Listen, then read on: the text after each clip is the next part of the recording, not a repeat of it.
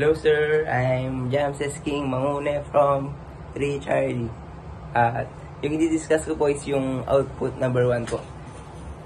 Based on my experience sir is, naging leadership na din po naman ako eh. At hanggang ngayon po, leadership pa naman po ako sa church po namin.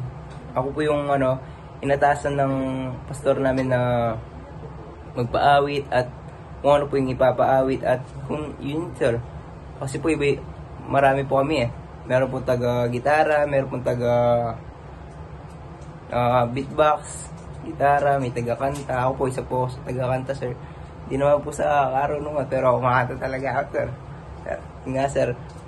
But every Saturday po, nag-ano po kami, nagpa-practice. Kasi po yung worship po namin is Sunday po na morning. Ayan, katulad po, bukas po Sabado.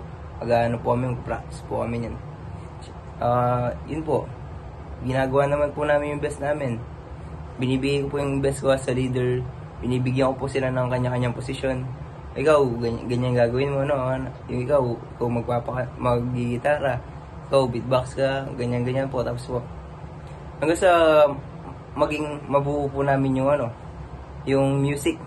Yung ipapakit po namin gusto maging okay. Kasi po, ibibigay naman po namin yung best namin, lalo na po si Lord naman po yung pinupuri po namin eh. Yun sir.